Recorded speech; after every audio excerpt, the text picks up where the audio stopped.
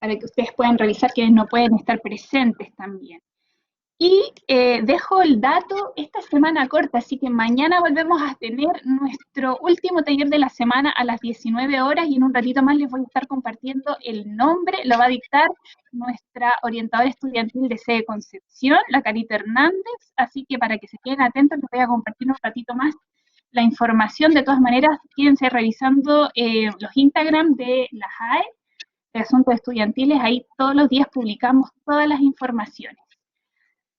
Ya estamos casi en la hora, Meli, nos pasamos un poquitito de tiempo, pero ya tenemos hartas personas incorporadas, así que te invito, y lo invito a todos, nuevamente te presento, hoy día Melissa Macuar, ella es psicóloga, es orientadora estudiantil de sede Valdivia, va a estar dictando el taller ¿Por qué me siento enojado? Consejos para comprenderla y regular la irritabilidad, y este taller es parte del programa de salud mental de la USS, así que chiquillos, si tienen hartas dudas, por favor, en el chat vayan poniendo todas sus preguntas. Melissa va a tratar de ir respondiendo. Y si no alcanza, yo te junto todas las preguntas, Meli, para el final. Así que yo voy a apagar mi cámara y bienvenida y partimos con el taller de hoy. Ya. ¿Me compartes la presentación, Dani, porfa?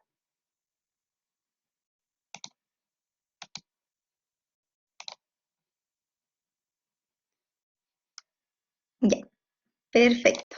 Entonces vamos a comenzar.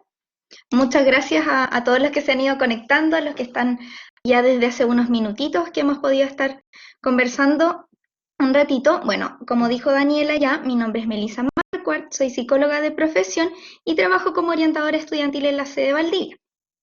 Este taller tiene por nombre, como pueden ver, ¿Por qué me siento enojado o enojada? Consejos para comprender y regular la irritabilidad. Una emoción que sin duda se ha ido instaurando en nuestro día a día, sobre todo en el último periodo y a raíz de los hechos históricos que estamos viviendo a nivel país y a nivel mundial. ¿Ya? Vamos a pasar al siguiente. Para comenzar, vamos a conocer primero qué es la ira. ¿Ya? Existen muchas definiciones de distintos autores a lo largo de los años y diferentes investigaciones que se han ido haciendo al respecto, algunos más centrados en aspectos fisiológicos, otros más enfocados en aspectos psicológicos, pero esta definición parece englobar los ámbitos más relevantes y por eso se las compartí aquí. Dice que es una respuesta emocional caracterizada por una activación fisiológica, acompaña sentimientos de enfado o enojo y en su mayoría con una manifestación en nuestra conducta. ¿Cómo aparece esto? Surge por eventos que nosotros mismos valoramos como obstáculos para conseguir nuestras metas. Cuando percibimos, por ejemplo, que algo o que alguien nos daña o frente a una circunstancia que va en contra de nuestros valores, de nuestros principios, de nuestra moral o de nuestra creencia de lo que es la justicia, lo que es injusto. También hay otros autores que señalan otros aspectos importantes de la ira, como que, por ejemplo, llena de mayor energía al comportamiento de una persona. Hay una agitación o una interferencia, por ejemplo, en nuestro pensamiento, hay mayor probabilidad de expresar los afectos negativos cuando estamos con ira y de asumir una actitud también más defensiva. Por eso, por ejemplo, no es aconsejable tomar decisiones cuando uno está atravesando por un episodio de ira. ¿Ya? Tenemos todo en contra para que las cosas no resulten muy bien. Existen eventos en nuestra vida, en la vida en general, que nos van a impulsar episodios de ira de forma muy abrupta. Ahí es importante, por ejemplo, la regulación que nosotros podamos tener. Son situaciones que no veíamos venir, pero también hay otras circunstancias que, por otro lado, nos afectan y que tienen un preámbulo, como una previa al ira.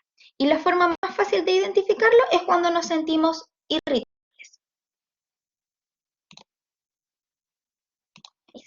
Es muy importante entonces entender que la irritabilidad es una respuesta natural que sentimos todos los seres humanos. Pero esto a veces se convierte en un problema. Por eso tenemos que estar atentos a estos 4 puntos que yo señalo aquí en la presentación. El primero es cuando es demasiado intensa, ¿ya? Es decir, que podemos pasar de la irritabilidad a la ira de manera muy abrupta. Y no podemos nivelar eso que estamos sintiendo. Como para hacerlo un poquito más gráfico, es como si nuestro termómetro estuviera siempre marcando fiebre en nosotros. La segunda es cuando sucede con demasiada frecuencia. Es natural sentirnos así en algunas ocasiones, como ya lo dijimos. Cuando cualquier estímulo, por pequeñito que sea, enciende esa como chispa y la transforma en una llamarada mucho más grande, es cuando tenemos que tener cuidado y prestar atención de que algo no está funcionando muy bien. Por ejemplo, estar con fiebre todos los días. Sabemos que eso no es normal, no es saludable, e iríamos de inmediato al doctor o tomaríamos medidas para bajar la fiebre. Lo mismo ocurre en este caso con la irritabilidad. La tercera es cuando dura demasiado tiempo y entramos fácilmente a este estado, pero por otro lado nos cuesta mucho salir de él. Ya, siguiendo el ejemplo de la fiebre, es como pasar una semana entera con fiebre o un mes entero con fiebre. No es para nada saludable.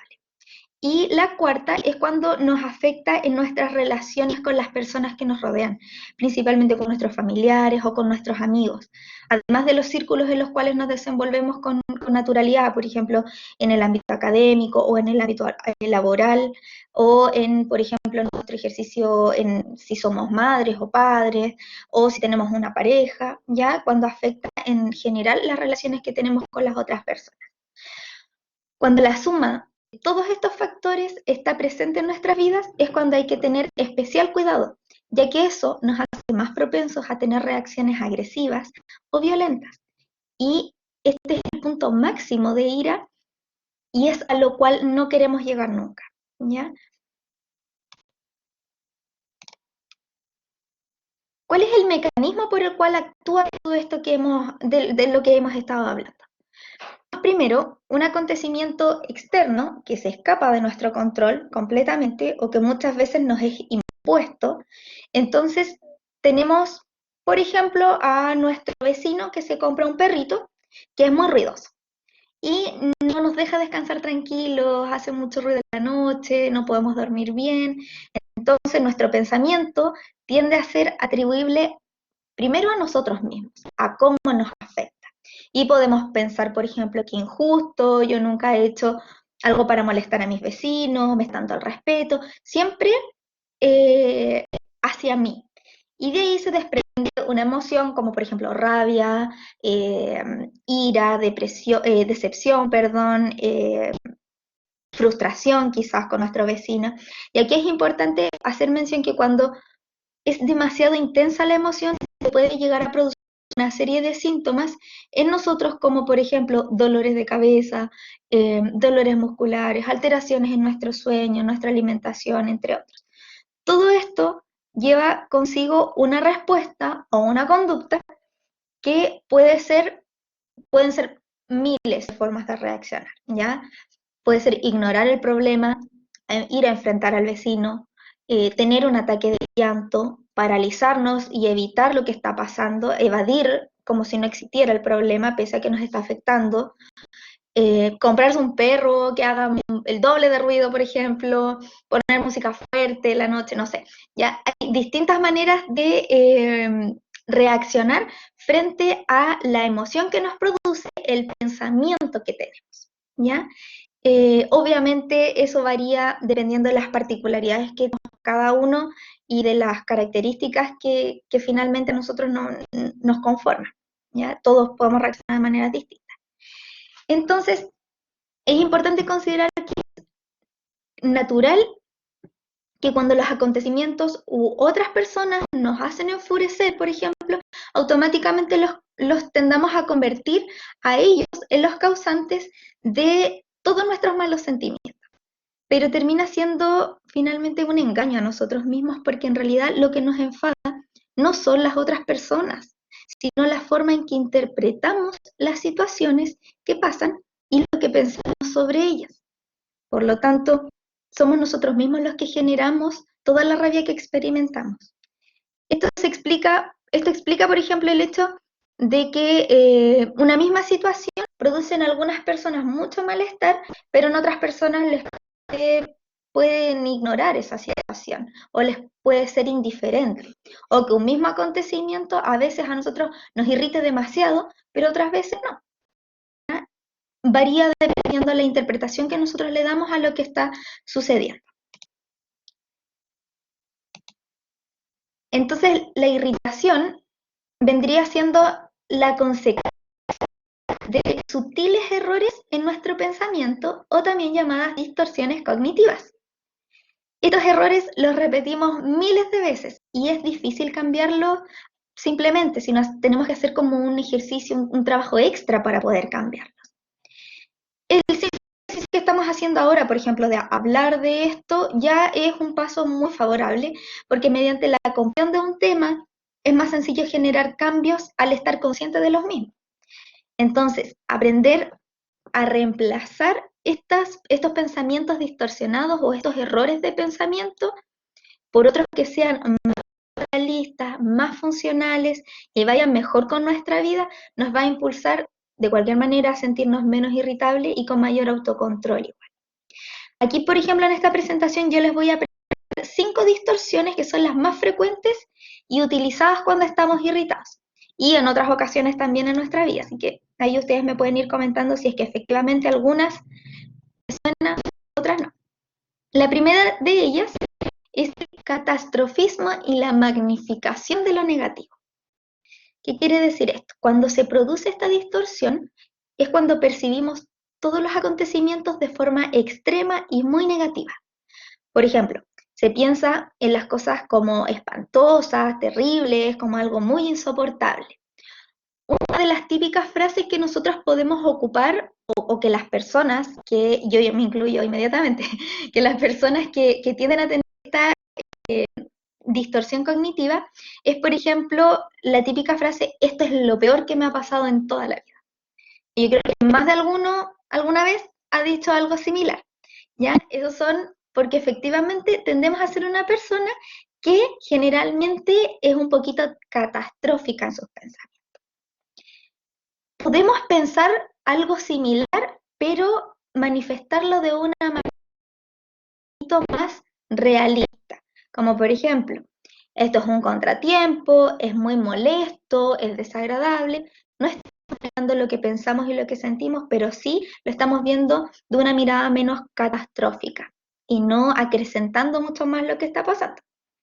Si se sienten identificados con esta distorsión, tienen que, como estrategia, podría ser aprender a describir los sucesos de la manera más realista que ustedes puedan.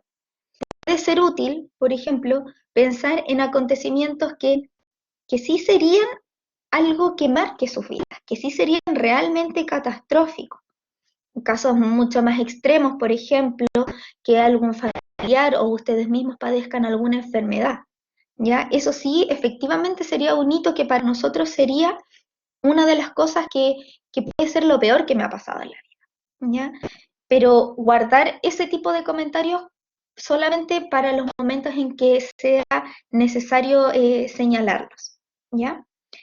La segunda distorsión cognitiva, las exigencias, las órdenes y las coacciones. ¿Qué pasa con esto? Cuando este tipo de pensamiento, las personas insisten de forma rígida y de forma muy autoritaria que el mundo tiene que ser, debería ser, necesita ser o esperan que sea de la manera en que ellos quieren que sea. ¿Y cuál es el problema? Que el mundo no necesariamente va a responder, va a satisfacer esas expectativas. El mundo no se va a acomodar a lo que nosotros queramos. Una gran cantidad de ira en nosotros viene justamente por exigir que el mundo sea de una determinada manera o intentar forzar o coaccionar a que el mundo encaje en un molde determinado que yo misma o yo mismo he creado.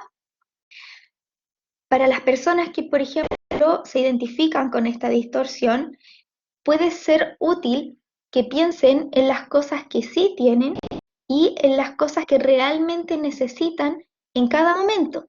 Y por otro lado, las cosas que nosotros podemos prescindir. Por ejemplo, cuando piensas que un familiar o un amigo te pudo haber felicitado en tu cumpleaños y no lo hizo, o que sean más considerados a la hora de pedir cosas y que no lo digan de mala manera, porque tú siempre lo haces, podrías limitarte en lugar de eso a pensar en todas las personas que sí lo han hecho, en las personas que sí te saludaron en tu cumpleaños, a las personas que sí son consideradas para pedir las cosas, ya sea ahora o alguna vez en tu vida. Y movilizar nuestras energías, nuestros pensamientos y todas nuestras conductas hacia lo positivo. La tercera distorsión cognitiva sería la sobregeneralización. En esta distorsión, la persona llega a conclusiones de los eventos que le pasen, las personas, sobre sí mismo, sobre el tiempo, que van más allá de las características del momento y de la situación misma. Por ejemplo, cuando uno piensa que las cosas son siempre o no son nunca, de una determinada forma o de una determinada manera, ¿ya? Es como es el irse un poquito más hacia los extremos, ¿ya? Otra sobregeneración es cuando las etiquetas, claro, blanco o negro, sí. Otra generalización es cuando ponemos, por ejemplo, etiquetas negativas a los acontecimientos o a las personas por un hecho que ocurre en un momento específico. Es como, esto ocurrió hoy día, pero yo hago que esto sea perpetuo para el resto de la vida. Entonces, si por ejemplo yo estoy haciendo una disertación y no me va muy bien, no tengo mucho éxito, me puedo considerar un desastre para disertar y puedo pensar que siempre voy a ser así y asumir esa etiqueta de ahora en adelante. Eso obviamente va a inhibir mi comportamiento hacia futuro porque voy a estar muy enfocada en que siempre voy a ser de esa manera o a que nunca voy a poder disertar bien. ¿Ya? Es como irse al siempre o al nunca. Para las personas que se consideran un poquito más identificadas con esta distorsión, puede ser favorable que piensen en otras características que ustedes tienen y que puedan contradecir esta como sentencia que han puesto a ustedes mismos, esta etiqueta que se han puesto a ustedes o a la situación o al lugar. ¿Ya? Como por ejemplo, hubo una vez que yo diserté bien, no importa que años, pero existió esa vez. Ya no podemos olvidarla, no podemos anular esa vez que sí tuve éxito. ¿Ya? O que en el grupo de amigos generalmente puedes tener facilidad para expresar tus opiniones o por redes sociales tienes muchas habilidades para, no sé, cuando posteas una foto, escribirle una descripción bonita y expresar lo que tú sientes y lo que tú piensas mediante distintas maneras. Ya es como romper la etiqueta. Dice María Belén que siempre que diserta se pone roja y pienso que antes, claro, generalmente pasa eso, ya es sobregeneralizar. Quizás tú me dices, ahora tú estás sobregeneralizando, por ejemplo, lo que te pasó. Me dices, siempre que diserto, ya, quizás ha sido tu experiencia, pero eso no puede determinar hacia el futuro lo que vaya a pasar, ya. Entonces ahí hay que tener mucho cuidado con esa sutileza en nuestro pensamiento. Cuarta distorsión podría ser cuando realizamos atribuciones erróneas o personificaciones. ¿Qué es esto? Las personas cuando se enojan fácilmente, a menudo sacamos conclusiones o explicaciones que son muy egocéntricas sobre lo que está pasando y respondemos a ellos como si fueran ciertos y ni siquiera nos preocupamos si esto es válido o no es válido. ¿Ya? Por ejemplo, si tenemos a un compañero, nuevamente un familiar que no te saluda en la mañana, nosotros desde el ego podemos pensar inmediatamente que esta persona me está ignorando, que no tiene consideración o que está enojado conmigo, por ejemplo, y en realidad todo lo atribuimos hacia nuestra persona. Es como si nos consideráramos la guinda de todas las situaciones. Ya es como si todo lo enfocáramos hacia uno mismo. A los que se identifican con esta distorsión, les puede servir como consejo el plantearse explicaciones alternativas, ¿ya? Como por ejemplo, que quizás esa persona que no nos saludó mañana, o que nos ignoró, o que para cumpleaños, por ejemplo, no nos mandó ningún mensaje, pueda estar pasando alguna otra situación que lo haya llevado a no hacer eso, ¿ya? O que haya estado concentrado en algún otro asunto, o que no nos vio, o que comenzó mal el día y prefiero guardar silencio para no evocar alguna emoción de tristeza o estrés que pueda estar sintiendo. Yo creo que a todos alguna vez nos ha pasado que, no sé, nos sucede alguna cosa y llegamos donde hay hartas personas y no queremos ni siquiera saludar o emitir palabras porque en realidad tengo un nudo tan grande en la garganta que a la primera palabra que yo diga voy a sentir como que me voy a desbordar y no quiero arruinarle el día a los demás, no quiero que los demás se enteren de mi problema, ¿ya? Entonces sí es importante considerar de que todo lo que pasa alrededor no es solamente por mí, sino también tiene que ver con la individualidad de cada persona, ¿ya? Y un poquito apelar hacia la empatía del otro, con el otro, perdón. Y la quinta distorsión es el pensamiento del todo o nada. Las personas que tienen estos pensamientos suelen ser personas que interpretan todo lo que pasa en términos muy dicotómicos, muy extremos, ¿ya? Como por ejemplo, o eres perdedor o eres ganador, o está correcto o está equivocado, o es bueno o es malo, o eres fuerte o eres una persona débil, ¿ya? Es como polarizar demasiado las cosas. O sea, es centrarse solamente en los extremos y no considerar que intermedio hay un montón de posibilidades también. Por ejemplo, si piensas que sacar una nota, por ejemplo, que sea más baja de lo que tú esperabas, eso significa una derrota o un fracaso, entonces te vas a sentir como un perdedor y te vas a irritar contigo mismo también. De manera consiguiente, es probable que si tienes otras distorsiones cognitivas tiendas a tener esa misma sensación y comportamiento hacia futuro. La sugerencia para las personas que tienden a tener este tipo de distorsiones cognitivas es que siempre consideren que efectivamente hay matices, ¿ya? Sí, esa pregunta que hace Jorge es, quizás la podríamos dejar para el final, Jorge, ¿te parece? Como para poder extendernos un poquito, yo creo que es algo que los demás igual pueden sentir, ¿ya? Porque yo cuando igual revisaba esto me surgió la misma duda. ¿Ya? Entonces, en este sentido sería comprender los matices que hay entre medio.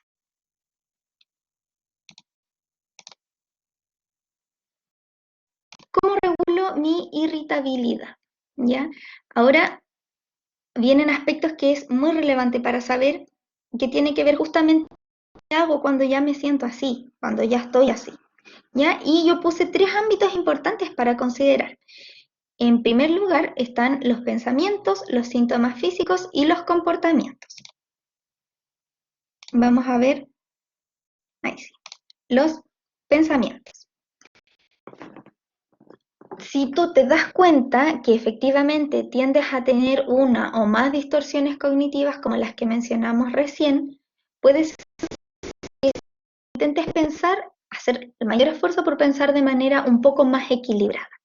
Un modo de conseguirlo, por ejemplo, es, bueno, si no puedes hacerlo a nivel abstracto, es justamente poder hacerlo de manera más concreta en una hoja con un lápiz, ¿ya? Es un ejercicio muy simple y tiene que ver con escribir en 2 columnas mis pensamientos y un pensamiento más equilibrado, ¿ya? Ahí, por ejemplo, en un cuadrito algunas ideas que pueden servir. Por ejemplo, tender a pensar de que una persona es inútil, podemos sustituir ese pensamiento por esta persona a veces se enoja, ¿ya? O decir esta persona varias veces se ha equivocado, ¿ya? Es como dejar de ponerle la etiqueta. No sobregeneralizar también, nuevamente, ya porque lo haya hecho una vez no significa que lo vaya a hacer siempre.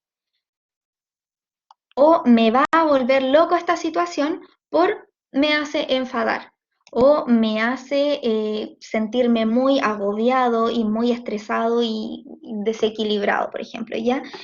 Pero no tender a nuevamente una distorsión cognitiva asociada a lo catastrófico, por ejemplo, ¿ya? Los pensamientos distorsionados a menudo también distorsionan la realidad y producen mucha más irritabilidad o ira. Por eso es súper importante estar atentos para identificar y modificar estos pensamientos. De esta manera se va a disminuir la ira y vamos a quedar nosotros mismos en la mejor posición para poder afrontar situaciones que sean realmente más complejas, y podemos estar haciéndolo con mayores y con mejores recursos también. Es como situarlo en el aquí y en el ahora, justamente. No hacia el futuro, no hacia el pasado, no hacia lo que creo que podría ser, ¿ya? Es como se ve la situación ahora y no tender en otros errores de pensamiento. El siguiente es el síntoma físico. Los síntomas físicos son el segundo aspecto para considerar a la hora de querer regular la irritabilidad. Entre los más comunes se encuentran, por ejemplo, los que están ahí señalados. Ya hay muchísimos más, pero ahí hay los más habituales. Pueden señalar en el chat si es que se acuerdan de algún otro. Ya dolores de cabeza por el aumento del flujo sanguíneo, entendiendo también que nuestro cuerpo cuando siente rabia se está preparando también para la amenaza. Se siente mayor contracción muscular, se eleva la frecuencia cardíaca, a veces da la sensación de tener un nudo o un vacío en el estómago. El cuerpo comienza también a producir mayor cortisol como respuesta frente al estrés que podemos sentir al estar irritado, y por consiguiente también puede incitar al aumento del apetito. Existen muchísimos síntomas que pueden venir acompañados de justamente la irritabilidad. La relajación y los métodos de autocontrol pueden ayudar a reducir los sentimientos asociados al enojo significativamente. Para reducir estos síntomas físicos es importante, por ejemplo, como una estrategia muy sencilla, controlar la respiración. ¿Ya? Es que sientan ansiedad o estrés, pueden probar hacerlo. Es un ejercicio súper simple, nadie va a notar que lo están haciendo, por lo que se puede realizar en cualquier lugar, en cualquier situación, ¿ya? Si no saben cómo, pueden buscar información, ejercicios sencillos de respiración. Hay algunos que son muy cortitos, entonces se pueden hacer en cualquier momento. Y el comportamiento es la tercera estrategia para tener en cuenta a la hora de combatir nuestra irritabilidad, ¿ya? El regular justamente nuestra conducta. Esto se puede hacer en fases. Primero hay que tener claro en cómo son nuestros comportamientos irritables. ¿Qué nos pasa antes de eso? ¿Qué pasa después que aparecen? ¿Cómo soy en realidad yo cuando estoy enojada? Yo creo que todos podemos hacer ese pequeño análisis de cómo nos enojamos nosotros, ¿ya? Si quizá les cuesta un poquitito ser más autocrítica o autocrítico, pueden consultarlo con un familiar, con un amigo, ¿ya? También preparados para recibir una respuesta que quizás ustedes no estén de acuerdo, ¿ya? Es como nos perciben también los demás. Segundo, es estar preparados para pensar en que podemos comportarnos de una manera diferente, ¿ya? Es siempre tener la apertura a cambiar, al cambio, ¿ya? Y en tercer lugar, se puede hacer una lista de comportamientos alternativos para cuando nosotros estemos enojados, ¿ya? Como anteriormente hicimos estos dos ejercicios de estar preparados y de conocernos, justamente nos va a servir tener una lista mental, o hubiera una lista en hoja y papel, pegarlo en el refri, tenerlo en nuestra pieza, en nuestro diario, en nuestra libretita, en lo que sea que tengamos a mano, o si pegado en el computador, si eres una persona que tiende a tener muchos episodios de irritabilidad, ¿ya? Por ejemplo, mira, ahí Daniela dijo un ejemplo, contar hasta 10, justamente, ¿ya? Es como algo que se usa mucho, que todos lo hemos dicho, yo creo, alguna persona, pero en realidad el hacerlo realmente tiene un impacto, que es el de calmarnos un poco a través de el decir los números también, y regulando nuestra respiración. El respira profundamente también es algo que generalmente hacemos nosotros. Cuando estamos mal, uno con o sin querer tiende a suspirar, a respirar, luego a expirar, ¿cierto?, el aire. Pedir disculpas también puede estar en esa lista. Irse del lugar donde estamos, si es que la situación está un poquito descontrolada y nosotros sentimos que no estamos preparados para continuar ahí, justamente tiempo fuera, ¿ya? Cambiar de habitación si estamos dentro de la casa, sabemos que en este contexto no es como que podamos salir mucho, pero sí efectivamente cambiar de habitación, ya salir al patio. Si es que se da la posibilidad de conversar con la persona que quizás nos está provocando esa irritabilidad, pedir una explicación, conversar, buscar un momento para hablar del tema si es que en el minuto no es el más adecuado. También hay que tener en cuenta que tenemos que estar controlados y regulados a la hora de conversar con alguien, ¿ya? Porque si hay dos personas, por ejemplo, que están discutiendo, obviamente no van a salir muchas, digamos, muchas ideas buenas de esa discusión, no va a haber mucho impacto en realidad, por el contrario, podemos salir mucho más perjudicados, ya entendiendo lo que hablamos al principio, que tendemos a tener una actitud mucho más defensiva cuando estamos así, ¿ya? Y autocentrados también, en mi percepción del daño. ¿Qué más puede ir en ella? Por ejemplo, usar autoafirmaciones positivas, ¿ya? El decirnos en nuestra cabeza todo el rato, todo va a estar bien, tranquilízate, esto se va a solucionar, mejor ignora esta situación. Por ahí dicen, escucho música y me pongo a cantar la canción. Claro, justamente desviar un poquitito lo que se está sintiendo en el minuto también es una buena técnica. ¿Ya? El que dice, en algún momento la ira puede llevar a ser constructiva. La ira es una emoción básica, tiene un propósito, ¿ya? No, a nosotros la ira nos sirve y nos prepara para la amenaza, ¿ya? Nosotros cuando sentimos ira, todo nuestro sistema corporal efectivamente se prepara para estar ahí pendiente de todos los estímulos, ¿ya?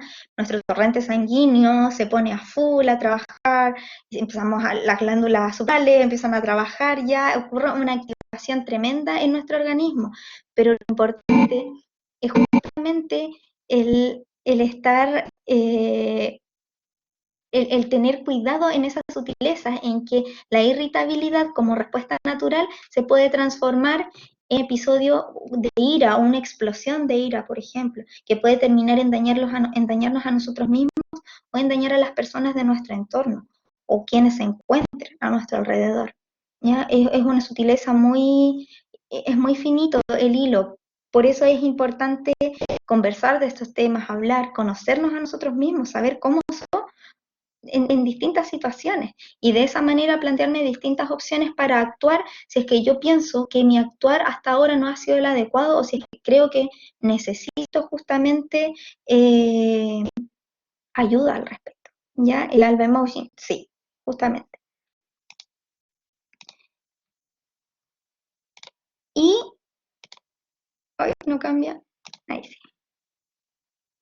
Como para ir justamente, bueno, ustedes han ido complementando harto con sus consultas y comentarios, para ir cerrando un poquitito, es súper importante tener en cuenta que tener un estilo de vida que es estresante nos hace de cualquier manera mucho más predispuestos a tender a irritarnos, a estar enojados con todo lo que nos rodea.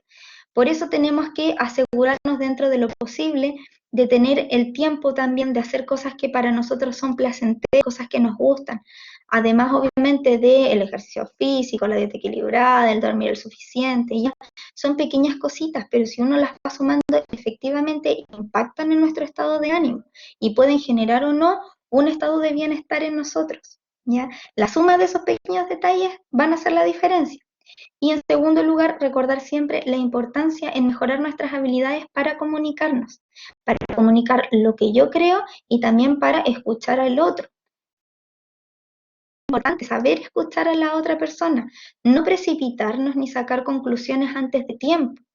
Intentar entender dentro de lo posible los sentimientos que hay detrás de la otra persona, que quizás puede tener una conducta que finalmente va a conllevar a que nosotros nos sintamos o lo interpretamos de una manera que nos irrite o nos enoje.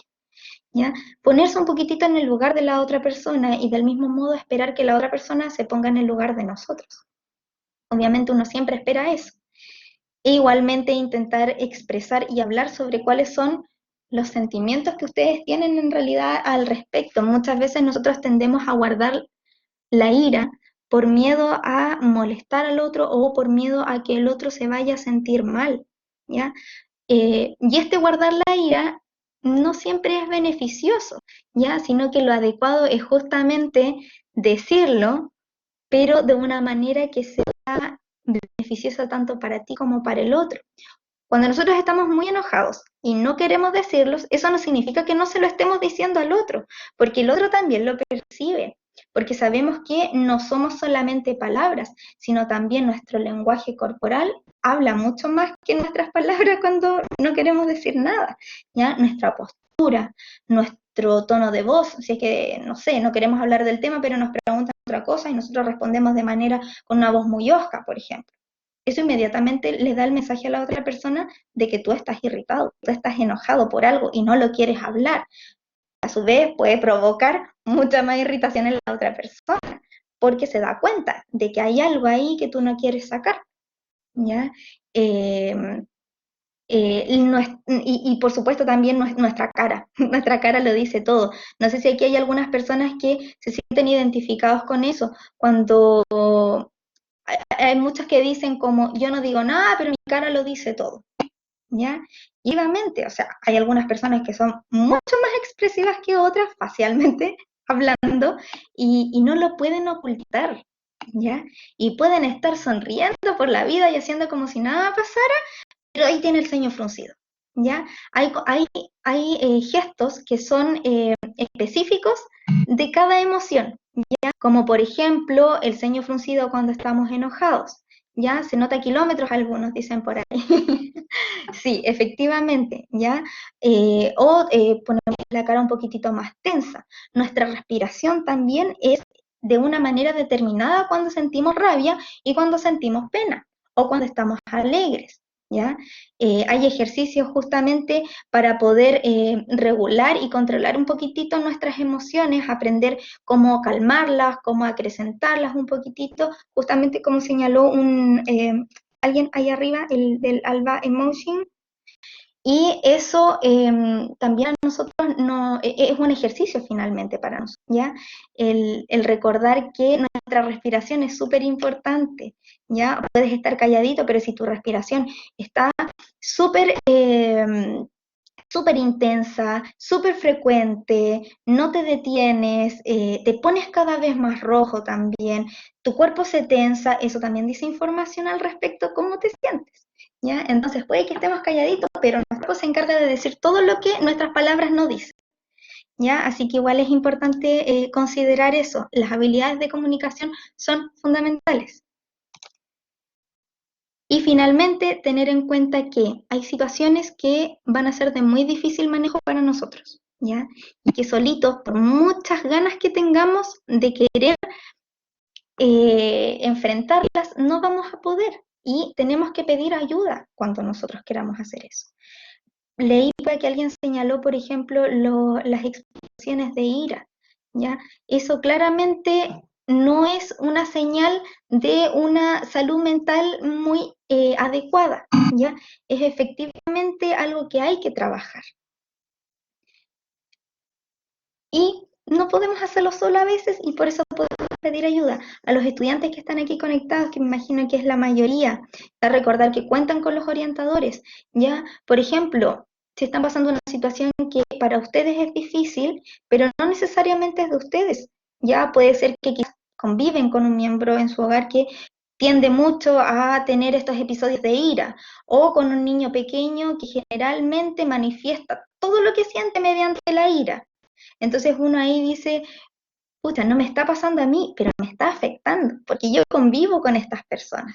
Ya, recordar que cuentan con este servicio en la universidad, que estamos nosotros disponibles para poder escucharlos, para poder brindarles consejería, para poder educarlos respecto a algunos temas. A veces el conocer algunos temas es suficiente para poder luego ponerlos en práctica nosotros mismos en nuestro hogar. Ya, no todo es tan complejo como parece, a excepción de algunos casos. ¿Ya? Entonces siempre recordar el pedir ayuda cuando uno lo requiere. Sí, Fernanda, justamente son los mails que están ahí, orientadores Los Leones en Bellavista, Concepción, Valdivia, de la Patagonia, ¿ya? Eso, chiquillos, no sé si hay alguien que quiera hacer alguna pregunta adicional. Jorge, ¿cuál es la diferencia entre el pensamiento del todo o nada y la sobregeneralización? Vamos a ir al pensamiento del todo o nada y la sobregeneralización. Ya. La diferencia entre esto es bastante sutil. Ya es la sobregeneralización puede tratarse de distintos aspectos, ya no solamente respecto a los polos opuestos, ya o a las acciones dicotómicas, sino también tiene que ver con lo que me pase a mí mismo, lo que le pase a las personas y las características del momento y la situación misma, ¿ya? Tiene que ver con la sobregeneralización tiene que ver con perpetuar una concepción sobre algo, ¿ya? No solamente centrarlo en el ahora, sino hacerlo siempre así, ¿ya? Es como si me pasa algo ahora, siempre va a terminar siendo lo mismo, ¿ya? Hacia futuro, siempre yo lo voy a ver de la misma manera. Y no solamente en esta situación, sino también en otra situación similar en la que yo me enfrente o en donde yo tenga que asistir o ir o con quien me tenga que comunicar, etcétera, ¿ya?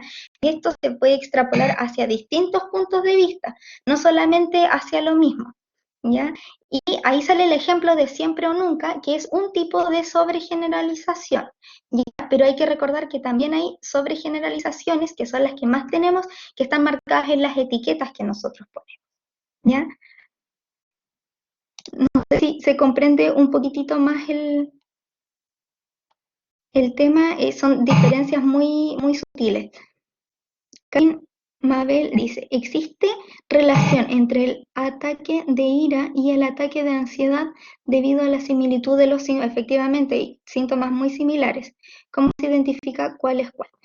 Yo creo que es súper importante tener en cuenta que existen emociones básicas que sentimos todos y emociones mucho más complejas, ¿ya? La ansiedad es una sensación que tenemos a nivel corporal que efectivamente viene fundada por un conjunto de emociones, ¿ya?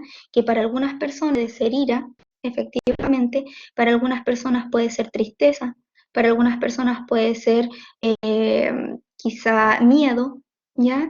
Entonces, efectivamente hay muchas similitudes entre la ansiedad y la ira, pero podríamos verlo como que uno predispone al otro, ¿ya?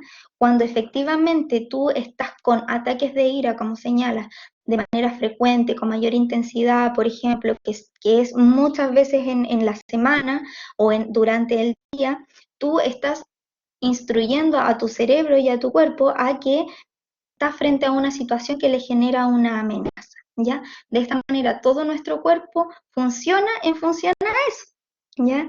Y se provoca justamente lo que es la ansiedad, ¿ya? Hay personas que sienten ansiedad pero que no viene acompañada con ira, ¿ya? Pero si por un lado tenemos una persona que siente miedo todo el día, eso también le puede provocar un trastorno de ansiedad, ¿ya? Dependiendo de cada persona y las particularidades que tengan. Tener en cuenta que cualquier emoción en exceso no es positivo, ¿ya? Siempre hay que intentar buscar un poquitito el equilibrio entre ellas. Si vivo con alguien que constantemente sufre ataques, ataques de ira, pero no tiene intenciones de cambiar, ¿cómo lo hago para que no afecte? Yuli, te va a afectar igual, ¿ya? Si vives con esa persona te va a afectar igual, porque nosotros no vivimos en una burbuja y el intentar alienarnos de quizás de todo ese caos que ocurre a tu alrededor, por un lado te puede ser funcional un tiempo, ¿ya? Pero a la larga, de una u de otra manera, te va a traer algún tipo de afectación, ¿ya? Porque no es saludable estar uno irritado todo el día y por otro lado estar uno escuchando o viendo o interpretando las conductas que tiene la otra persona, ¿ya? Sí puede, hay que mudarte entonces, sí.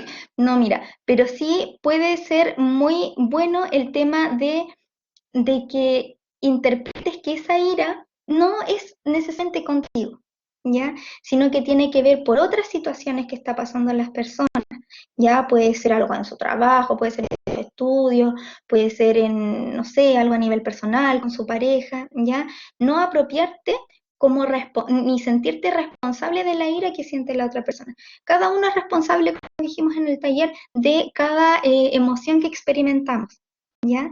Ahora, si esa ira de esta persona a la vez te está evocando a ti quizás una ira mucho mayor, ahí sí será necesario que tú pidas ayuda para tú poder trabajar tu ira y cómo te afecta lo que está viviendo la otra persona, ¿ya? Pero separar un poquitito el hecho de que lo que le pase a él no significa que tú se lo estés induciendo, sino que tiene que ver con su propia experiencia y sus propias vivencias de todo lo que le ha ocurrido. Justamente eso que dice Amalie es muy cierto, ya el tener cuidado en los límites, como hablamos, la respuesta más extrema de la agresividad, y es algo que nosotros nunca queremos llegar y que sabemos que está tipificado como un delito en nuestro país, ¿ya? Entonces, en este sentido hay que ser muy cuidadosos, recordar que la violencia no solamente es una agresión física, sino también existen agresiones verbales y agresiones psicológicas, agresiones económicas, agresiones sexuales, entre muchas otras, ¿ya? Por eso hay que tener mucho cuidado en este sentido de los límites, ¿ya? De los límites que nosotros podemos ponerle a la otra persona y de cuándo pedir ayuda si es necesario. Meli, recordarte una pregunta que hizo Sofía Gundel de Concepción, preguntó cómo funcionaba el servicio de los orientadores estudiantiles. ¿Les podría explicar brevemente cómo funciona este servicio que tenemos disponible para todos nuestros estudiantes? Sí, por supuesto. Mira, perdón, se me olvidó el nombre de la persona que preguntó. ¿Sofía? Sofía. Sofía, Sofía, y bueno, y para todos los demás que están conectados, efectivamente ustedes pueden escribir a los mails que les compartió Daniela y que están también en el PPT, y lo más importante es que envíen, bueno, comentar efectivamente, me gustaría tener alguna atención contigo, mi nombre es tanto, soy de la carrera tanto, mi número de teléfono es este. Ya el número de teléfono es súper importante, porque así nosotros podemos agendar la hora con mucha mayor rapidez. Ya, al menos lo que tengo entendido es que todos tenemos bastante disponibilidad para atenderlos a ustedes, las agendas están siendo muy rápido. Ya, por lo menos acá en Valdivia, a mí me llega un mail, yo al día siguiente inmediatamente lo llamo y lo cito. Tengo entendido que mis colegas también funcionan de esa manera, ¿ya? En el caso que no estén seguros si es que consultaron o consultar con nosotros, no se preocupen, ¿ya? Nosotros los vamos a orientar y a derivar hacia lo que ustedes necesiten, ¿ya? En el caso de que lleguen con nosotros y nos demos cuenta que presentan una sintomatología mucho mayor, por ejemplo, nosotros los podemos derivar a las atenciones psicológicas respectivas en cada sede o psicólogos que estén trabajando, ¿ya? Así que en ese sentido no se preocupen, las sesiones no son necesarias una vez por semana. Si ustedes consideran que eso es lo mejor para ustedes, van a ser así. Si que consideran que para ustedes es mucho mejor una sesión al mes, entonces nos acomodamos a eso, ya que es importante que ustedes sepan de que son ustedes los protagonistas, ¿ya? Y ustedes también son estudiantes, tienen una carga horaria, una carga académica, y nosotros también somos bastante flexibles en todas las sedes, ¿ya? En Santiago, en ambas sedes, en Puerto Montt, en Concepción y en Valdivia. ¿Ya? Así que en ese sentido no tengan problemas en consultar. Ya no necesariamente tienen que ser tantas sesiones, a veces pueden requerir solamente una sesión de consejería, ¿ya? Para hablar de algún tema, para consultar alguna duda, para pedir una opinión respecto a algo. Estamos disponibles para lo que ustedes requieran, chicos, así que con toda la confianza a mandar el mail y a preguntar. Meli, la última pregunta de Newton Scott dice, ¿un mecanismo de defensa de la ira sería la sustitución o sublimación? Ya ahí ya se fue como el tema mucho más técnico. Sí, ahí se fue Denilson Scott. Sí, aún ya mucho más psicológico que quizás no todos van a comprender en este taller, ¿ya? Pero yo creo que podría ser, ¿ya? Podría ser, efectivamente, pero más allá de categorizar un mecanismo de defensa para la ira, yo creo que es importante conocer que todas las personas tenemos recursos personales distintos y recursos resilientes, ¿ya? Estos son los que nos llevan a justamente responder de una u otra manera frente a alguna emoción que sintamos con demasiada intensidad, ¿ya? Para algunas personas quizás el evadir alguna situación o el bloquear algo que está pasando puede ser la manera de generar bienestar a sí mismo, ¿ya? Y quizás ese bienestar es momentáneo, pero eso no significa de que alguna situación va a desaparecer o que no requiera ser abordada en algún minuto, ¿ya? Pero sí es justamente muy importante considerar de que todos tenemos mecanismos de defensa distintos y todos actuamos conforme nuestra experiencia en la vida nos va diciendo qué es lo adecuado. Puede que algunas sean más idóneas que otras, puede que no, ¿ya? Pero es lo que finalmente nuestras propias vivencias han ido conformando en nuestro carácter y en nuestra forma de actuar frente a distintas situaciones. Así que a ustedes les sirve algo, alguna estrategia, utilícenla, ¿ya? Si no saben cuál utilizar, pidan ayuda, pregunten y siempre va a estar la disponibilidad para poder ayudarlos en transitar este camino que sobre todo en estos tiempos está bien complejo de hacerlo solito, ¿ya? Así que eso, chiquillos. Muchas gracias por el taller de hoy. Me parece que todos nos fuimos con hartas ideas. Hay harto que procesar también de la información. Yo por mi parte les vuelvo a reiterar Muchas gracias a todos. les vuelvo a reiterar a los participantes que hagan uso del servicio de los orientadores estudiantiles al menos a consultar. No hay problema si no pueden continuar, pero al menos para consultar. Le estoy dejando en el chat el link de la encuesta de evaluación del taller. También es importante que nos dejen sus apreciaciones, que nos hagan sugerencias acerca de nuevas temáticas. Y además el link de descarga de este taller que fue grabado y a partir ya del día miércoles mañana, el día lunes que viene, pueden tenerlo disponible en la web que les estoy poniendo acá en el link. Sebastián, consulta de nuevo. Ya, quizás tuvo algún problema de internet, tú sabes que estamos todos aquí innovando. Suele pasar eso a veces. Chiquillos, entonces te vuelvo a agradecer, Meli, muchas gracias a todos los asistentes y nos estamos viendo mañana también a las 19 horas. Tenemos el último taller de esta semana corta. Les dejo desde ya la información en el chat para que la vean.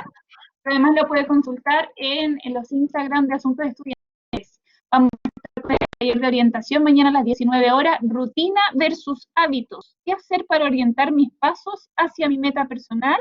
Y lo va a estar dictando la orientadora estudiantil y psicóloga Carolina Hernández desde Concepción. Así que mañana los esperamos nuevamente a las 19 horas. Sí, se vienen muy buenos, chiquillos. Que estén muy bien, cuídense. Muchas gracias a todos por participar. Nos vemos, cuídense. Chao. Chau. Chau.